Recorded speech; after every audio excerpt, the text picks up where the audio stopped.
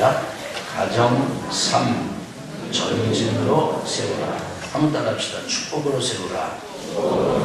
그래서 우리가 믿음의 조상 아브라함이 되고자 하는 거예요. 그래서 그 믿음의 조상 아브라함은 보니까 하나님께서 아브라함의 인생 사명 선언문을 주셨는데, 내가 너에게 복을 줄 것이다. 그리고 내가 너를 복이 되도록 할 것이다. 그리고 너를 통해서 열방이 복을 얻도록 할 것이다. 그래서 축복하는 사람이 되도록 아브라함을 하나님께서 세우신다. 그래서 믿음의 조상 아브라함이 된다는 것은 열방을 축복하는 사람이 되는 것인데, 열방 축복은 가정에서의 축복으로부터 시작이 된다. 아멘. 한번 따라합시다. 가정의 축복이 열방의 축복입니다. 그래서 우리 부모들이, 우리 성도들이 다 지금까지 우리가 어떻게 신앙생활을 해왔든지 간에, 어떤 삶을 살았든지 간에, 이제부터는 우리가 축복하는 가정, 축복하는 어른이 되어야 되겠다. 아버지가 되고 어머니가 되어야 되겠다. 그 축복은 함께하는 것이고, 그 축복은 그야말로 이제 말로, 그리고 접촉하면서 이렇게 하는 것이라는 것을 말씀을 나눴습니다. 한번 따라합시다. 축복으로 세우라. 그런데 이게 왜 그렇게 안 되느냐? 왜 내가 정말 함께 있는 것이 편안하지 않고, 사랑해서 만난 가족인데, 사랑해서 만난 부부인데, 왜 이렇게 같이 있는 게 그렇게 편안하지 않느냐? 왜 말이, 또 그리고 왜 중심이 그렇게 되지 않는가? 왜 그렇게 접촉하는 게 이렇게 편안하지 않는가? 그것은 부모의 영향, 조상의 영향, 지금까지 살아온 삶의 영향으로부터 우리가 벗어나지 못해서 그렇다. 그러니까 이제 떠나야 된다. 한번 따라합시다. 떠남으로 세우라. 그래서 가정을 이루는 건 뭐냐면 남자가 가정을 떠나는 거예요. 부모를 떠나는 거예요. 한번 따라합시다. 가정은 남자가 부모를 떠남으로 시작된다. 그래서 남자가 그 부모를 떠나 아내와 연합하여 한 몸을 이룰지로다. 이게 창세기에서 하나님께서 가르쳐 주신 가정의 모습이에요. 여러분, 우리가 오해하지 말아야 될 것은 부모를 떠난다는 의미가 부모를 버린다, 내팽개친다, 자녀의 도리를 포기한다, 안 한다, 그 얘기가 아닙니다. 우리가 실제로는 잘 떠나야 부모님에게 효도할 수 있는 것입니다. 한번 해봅시다. 잘 떠나야 부모님을 섬길 수 있다. 여러분, 자녀가 부모님에게 효도하는 가장 큰 건 뭔지 아십니까? 잘 사는 거예요. 아무리 우리 어머니, 우리 아버지하고 해도 그 자녀가 결혼해서 가정을 이뤄가지고 잘 살아야 그것을 보는 부모에게 기쁨이고 즐거움이고 감사가 되는 거지.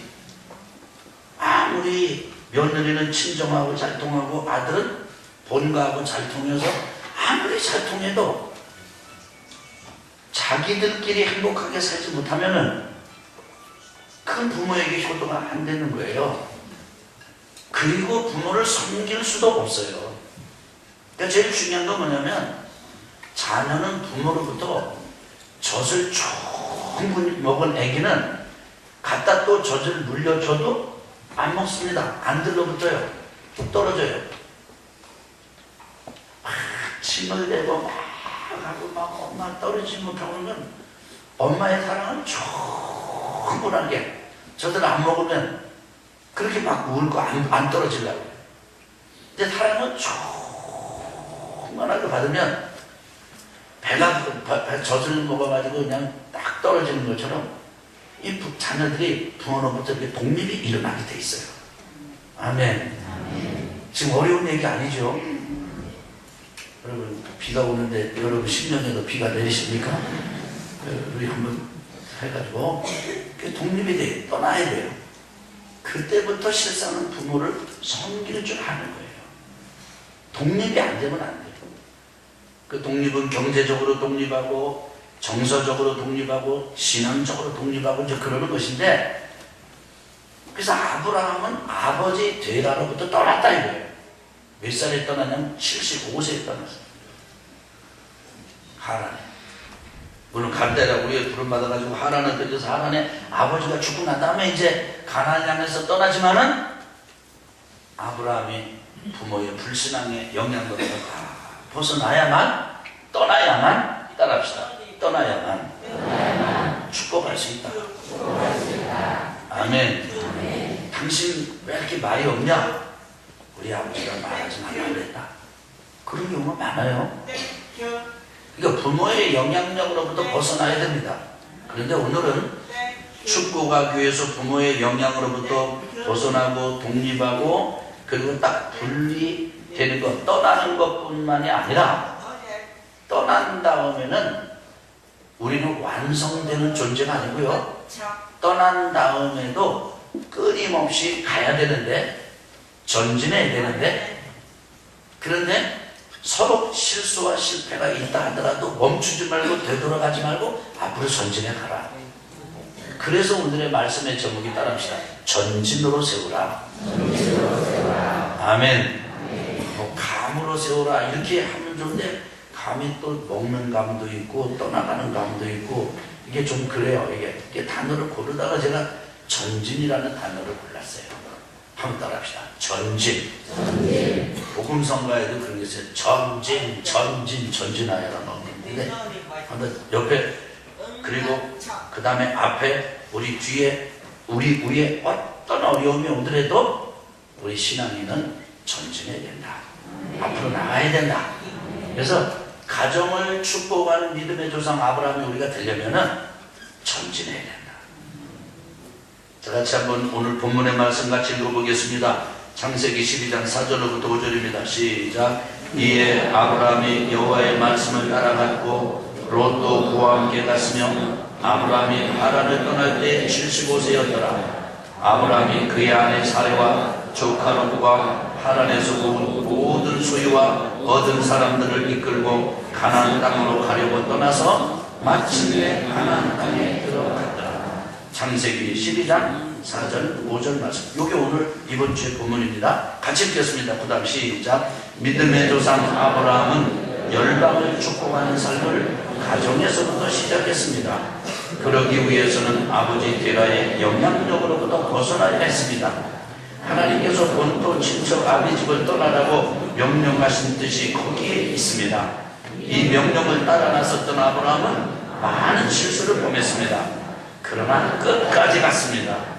우리도 축복하는 아버지가 되기 위해서는 수많은 실수를 한다 하더라도 하나님 아버지를 의지하고 그분과 동행하며 끝까지 가야 합니다. 아브라함이 범한 실수는 무엇이었습니까? 첫째, 시작. 불순종, 부분적인 순종. 자, 저를 보실래요? 이게 무슨 말이냐면요, 아브라함은 떠나라고 그랬을 때 떠났어요. 위대한 순종이에요. 그런데 아브라함의 순종은 완벽하지는 않았습니다. 그러니까 여러분, 완벽해야만 흠도 점도 실수도 실패도 전혀 없고 그냥 처음부터 끝까지 그냥 깨끗하게 완전하고 완벽해야만 위대한 것은 아닙니다. 사실 우리 사람의 위대함은 어디에 있습니까? 노력하고 불완전함에도 불구하고, 노력했음에도 불완전하지만 그 불완전함에도 불구하고 계속 가는 데 있습니다. 하나님께서 떠나라 그러니까 아브라함이 떠났어요. 위대한 순종입니다. 그런데 아브라함의 위대한 순종에는 엉뚱한 곳에서 불순종한 영역이 있었어요. 그래서 본토 친척 아비집을 다 떠나라 그랬는데 인정에 매여가지고 조카 롯을 데리고 떠납니다. 이것 때문에 아브라함은 나중에 대가를 치고요. 조카와 이 가정 분란이 일어나고, 그래서 선택권을 먼저 주고 떠나보내지 않으면 안 되는 대가를 지불하게 됩니다. 그래서 저는 이런 아브라함의 부분을 이름을 붙이기를 부분적인 순종. 아브라함의 불순종은 부분적인 순종한 데있다. 그렇게 이해를 하고 표현을 그렇게 했습니다. 저는 아브라함이 이렇게 멋진 순종을 했음에도 불구하고 부분적인 순종으로 인해서 불순종하고 실수한 부분이 있었다는 점에 대해서 시험에 드는 게 아니라 오히려 위로가 되는, 위로를 받고 있는 제 자신을 발견했습니다. 어쩌면 아브라함이 아무런 실수도 안 하고 완벽하게 해서 훌륭한 믿음의 조상 아브라함이 됐다. 그러면은 오히려 저에게는 스트레스가 되었을 것입니다. 그런데 나처럼 실수하고 나처럼 부족한데도 아브라함의 위대함은 그렇게 온전하지 못하고 실수가 있고 실패가 있었음에도 불구하고 끝까지 간 데 있구나. 이 사실이 저는 위로가 되었습니다. 저는 여러분들도 이 점에 위로가 되기를 축복합니다. 우리가 참 읽어볼까요? 시작. 아브라함의 불순종은 독특합니다. 대단한 순종 속에 감춰진 불순종, 즉 부분적인 순종이 그가 범한 불순종입니다. 아버지 데라의 우상 숭배를 뒤로하고 하나님을 따라 나서는 엄청난 순종을 보여준 아브라함은 엉뚱한 곳에서 불순종을 행했습니다. 인정에 끌린 나머지 친척 롯을 데리고 나온 겁니다. 결국은 롯과 동거할 수 없게 되었습니다. 놀라운 건 그 이후 아브라함은 계속 독자 아들을 바치는 데까지 갔습니다. 하나님은 이를 순종으로 인정하셨습니다. 우리 같이 읽겠습니다. 시작. 이는 아브라함이 내 말을 순종하고 내 명령과 내 계명과 내 율례와 내 법도를 지켰습니다 하시니라. 창세기 26장 5절 말씀. 자, 들어보세요. 참 여기에 하나님의 매력이 있습니다. 하나님의 아브라함을 참 아브라함 내 아들 내 친구 정말 순종의 사람이다 이렇게 인정한 것은 아브라함이 흠도 정도 아니라 완벽하게 순종해서 순종의 사람이라고 인정한 것이 아니라 불순종한 부분이 있어서 아주 곤혹을 치르고 대가를 지불하지만은 그럼에도 불구하고 위대한 순종을 시작하고 또 순종하고 하나님께 나아가는 그런 아브라함을 보고 하나님은 순종의 사람이라고 인정을 해주셨습니다. 아브라함의 순종은 불순종의 실수를 통해서 더 성장해 갔던 것입니다. 두 번째, 시작. 거짓말, 부분적인 진실. 같이 한번 읽어볼까요? 시작. 아브라함은 거짓말도 했습니다. 완전한 거짓말이 아니라 부분적인 진실에 약간의 허위를 덧붙여 위기 상황을 모면하려는 거짓말을 했습니다. 가나안 땅에 들어간 아브라함은 제단을 쌓으며 정착을 시도합니다. 하지만 심한 기근이 들자 이내 애굽으로 내려갔고 생명의 위협을 느끼자 아내 사례를 유일하고 속였습니다. 실제 사례가 아브라함의 이복 동생이었다는 것은 구실삼아 꾸민 거짓말이었습니다. 바로 사례를 아내로 삼으려고 데리고 갈 때 준 예물까지 받았습니다. 하나님의 긴급 간섭으로 위기를 모면했으나 아브라함은 두고두고 창피했을 것입니다. 참 이런 점에서 보면 어이없게도 아브라함은 가나안까지 가는 그런 배짱은 어디론가 가버리고 아름다운 아내, 이 아내를 차지하려는 사람이 나를 죽이면 어떻게 할까? 이것 때문에 부부가 남매지간으로 위장을 한 거죠. 그런데 다 거짓말이 아니고 또 다 진실이 아닙니다. 아브라함의 거짓말은 부분적인 진실이에요. 그 아브라함이 이랬음에도 불구하고 아브라함은 이것 때문에 두고두고 창피하고 참 참 다들 스토리는 없지만 이 아내 사례가 바가지를 긁었다면 이것 긁었지 않았을까요? 당신은 말이야, 당신 한번 살자고 나를 부부 요구를 남매지간으로 살짝 바꿔서 위장했잖아. 아브라함은 뭐라고 그랬을까요? 그 말에 대해서 아우 창피해 뭐 이럴 수도 있겠죠. 근데 어쩌면 또 많이 변명을 했을 수도 있어요. 뭐 그때는 그럴 수밖에 없었다. 그렇지만 거짓이잖아요. 아브라함의 불완전한 모습이죠.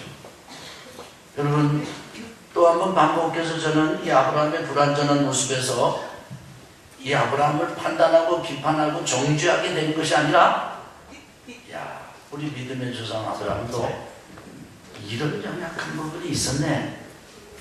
그런데도 그 믿음의 조상 아브라함이 되었구나. 그 점에서 오히려 위로가 되고 그리고 용기가 생기는 건 이게 어쩐 심사인지 모르겠습니다. 여러분은 어떠신가요? 세 번째 보겠습니다. 자, 시작. 초조한 부분적인 인내. 잘 참다가 어느 한순간 무너지는 사람을 보신 적이 있습니까? 아브라함이 그 대표적인 사람입니다. 후손 약속을 받은 후 10년을 잘 견디다가 몸종 하가를 들여 후손을 보자는 아내 사례의 제안 한마디에 무너졌습니다. 아브라함은 못 이기는 적이 제안을 받아들였고 그렇게 해서 얻은 아들 이스마엘은 15년 후 얻은 이삭과 갈등하는 골칫거리가 되고 말았습니다. 훌륭하게 인내를 하다가 어이없는 악수를 두는 사람이 아브라함뿐만은 아닙니다. 우리가 바로 그렇지 않느냐 그런 얘기죠. 이런 점에서 보면은 아브라함이 기다리다가 실수하는 이것도 인내를 하기는 했으나 부분적인 인내였다. 한번 따라 볼까요? 부분적인 순종, 부분적인 진실, 부분적인 인내. 이름에도 불구하고 아브라함은 이런 일을 겪으면서 거기에 탁 스톱하고 이제부터 나 안 해. 그리고 되돌아가 버렸다든지 하나님을 섬기는 삶을 포기한 것이 아니라 이런 인간적인 실수와 실패를 넘어서도 한번 따라합시다. 계속 갔다. 끝까지 갔다. 아멘. 그런데 아브라함이 이런 연약함 속에서도 끝까지 갈 수 있었던 비결은 무엇입니까? 아브라함의 강단에 있지 않습니다. 이렇게 휘청휘청하는 아브라함을 붙잡고 가시는 하나님의 초자연적인 은혜에 있었습니다. 같이 한번 읽겠습니다. 결론입니다. 시작. 하나님의 초자연적인 은혜를 믿으십시오. 다시 한번요. 시작. 하나님의 초자연적인 은혜를 믿으십시오. 같이 읽겠습니다. 지금까지 살펴본 실수가 아브라함에게 없었더라면 얼마나 좋았겠습니까? 그러나 아브라함의 위대함은 이런 실수 속에서도 중도에 멈추지 않고 계속 믿음의 삶을 살았다는 데 있습니다. 이렇게 이런 흠과 실수 속에서도 아브라함의 믿음의 조상이 될 수 초자연적인 하나님의 은혜입니다. 하나님께서 특별하고도 초자연적인 은혜를 베푸셔서 아브라함을 끌고 가셨습니다. 그 속에서 화가 변하여 보게 되었습니다. 하나님 아버지께서는 이 은혜를 오늘 우리에게도 베푸십니다. 그러므로 하나님의 돌보심을 믿고 실수하고 넘어진다 할지라도 믿음의 길을 결코 멈추어서는 안 됩니다. 다시 일어나야 합니다. 계속 가야 합니다. 때가 되면 하나님의 손 안에서 변화된 우리 자신과 가정을 발견하게 될 것입니다. 아멘. 사랑하는 성도 여러분, 오늘이 부활주일입니다. 예수 그리스도 십자가 지시고 피 쏟으시고 물 쏟으시고 육신의 생명 다 내어주시고 돌아가신 바 되어서 장사 지낸 지 3년 만에 무덤에서 부활하시고 그리고 다시 살아나신 그 예수 그리스도의 부활을 기념하는 절기입니다. 부활하신 예수 그리스도 그분은 악한 원수마귀 사단의 권세를 깨뜨리셨고 귀신들을 제하셨습니다. 저주와 흉악한 결박을 끊으셨습니다. 이것이 오늘 우리가 절기를 지키는 중심입니다. 그런데 저는 그것만 반복하는 것만으로는 충분하지 않다고 믿습니다. 그 부활의 새 생명이 여러분과 제게 들어와서 내가 복이 되고 나를 만난 사람들이 복이 되고 그래서 내 배우자가 행복하고 내 자녀가 행복하고 우리 가정을 통해서 하나님의 복이 흘러가서 우리 가정을 통해서 열방이 복되는 그런 삶으로 나아가는 것. 그래서 우리가 부활하고 그리고 우리의 가정이 부활하고 죽음을 이기고 어둠을 이기고 저주를 끊어버리고 새롭게 되는 것. 저는 이것이 오히려 더 부활절의 중심이고 그리고 핵심이라고 믿습니다. 그래서 오늘 계속해서 이 말씀을 여러분과 함께 나누면서 부활절을 지키고 있습니다. 아브라함을 얘기한 것은 아브라함에게 있는 것이 아니라 그런 아브라함을 끌고 가신 하나님 아버지께 있었습니다. 여러분과 저도 똑같습니다. 오늘 여러분과 제가 여기에 이른 거 하나님 아버지께서 끌고 오셨어요. 붙잡아 주셨어요. 앞날도 그렇게 하실 거예요. 참 이상한 거죠. 야, 내가 이제 내 아내를 사랑해야지. 내 남편을 사랑해야지. 내 자녀를 축복해야지. 그리고 참 가치 있는 시간을, 그 다음에 또 따뜻한 말, 그 다음에 따뜻한 접촉을 하려고 그러는데요. 그때 참 거절을 안 당하신 분, 거절을 당하지 않으셨다면 여러분 참 복 있는 분이세요. 거절 당할까봐 아예 손도 못 내밀어 보신 분들이 꽤 계시고 어렵죠. 그런데 이제 거절을 넘어가지고 어느 정도 잘 나갔어요. 이제 어느 순간 옛날 기질이 다시 한번 올라왔어요.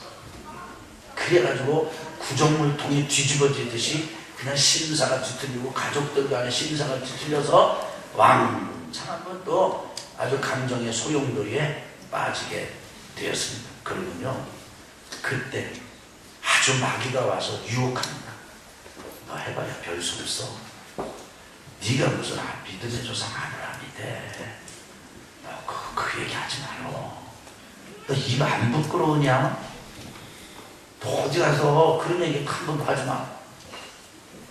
뭐 이런 뿐만 아니라 그것 때문에 가족들끼리 또 감정을 막 자극하는 말을 많이 하셨어요. 아니 뭐 축복한다며, 뭐 부모를 떠난다며. 떠나는 게 그게 떠난 거 맞아? 그러다가 또 맞고 막 또 이런 일도 막 일어나고 그러잖아요. 그때는 막 유혹이 와요. 아이 그만두자. 신앙생활 그냥 그만두자. 그런데 그래도 가야 됩니다. 그래도 가야 됩니다. 사실 여러분과 제가 지금까지 온 거는요, 그 은혜가 있어서 지금까지 온 거예요. 바라기는 여러분과 제가 계속해서 아브라함처럼 예수님의 손을 붙잡고 전진 떠났으면 끝까지 가는 믿음으로 가정을 세우는 복된 성도님들 되시길 주의 이름으로 축원합니다.